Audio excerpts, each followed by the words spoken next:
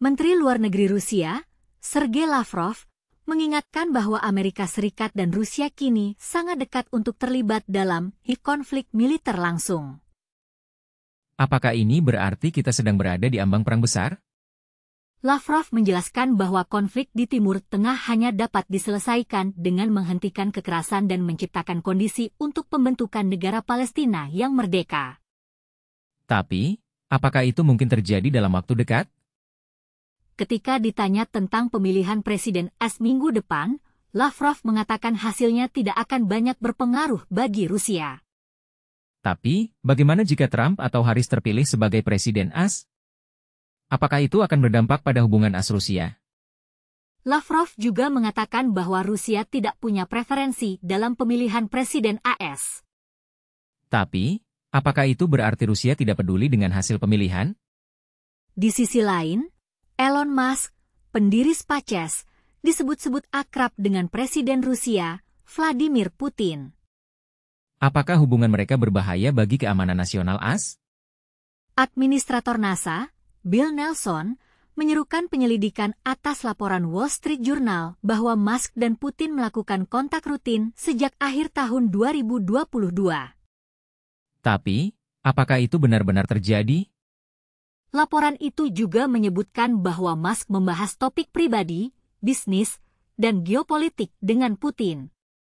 Tapi, apa saja yang mereka bicarakan? Hubungan SpaceX dengan NASA dan militer AS membuat Musk memiliki akses ke informasi sensitif pemerintah dan intelijen AS. Tapi, apakah itu berarti Musk dapat membahayakan keamanan AS? Beberapa pejabat AS juga khawatir tentang interaksi Musk dengan musuh AS seperti Rusia. Tapi, apakah Musk benar-benar berbahaya bagi AS? Wall Street Journal juga mengutip permintaan dari Putin kepada Musk untuk tidak mengaktifkan layanan internet satelit Starlink-nya di Taiwan sebagai bantuan ke Presiden China 11 Jinping. Tapi, apakah itu berarti Musk akan membantu China? Musk sendiri memainkan peran penting dalam konflik Ukraina dengan memberikan akses internet Starlink ke Ukraina. Tapi, apakah dukungan Musk itu benar-benar tulus? Musk juga menggelar voting di X untuk menyarankan rencana perdamaian Ukraina-Rusia, termasuk dengan pemilihan ulang di bawah pengawasan PBB di wilayah yang dianeksasi oleh Rusia.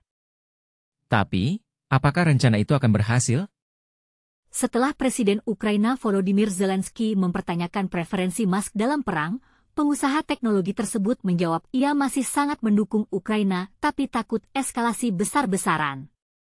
Tapi, apakah Musk benar-benar khawatir tentang eskalasi perang?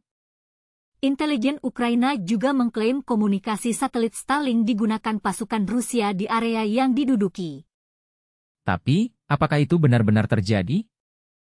Kemudian SpaceX mengatakan tidak melakukan bisnis apapun dengan pemerintah Rusia atau militernya dan bahwa layanannya tidak akan berfungsi di Rusia. Tapi, apakah itu benar-benar tidak terjadi?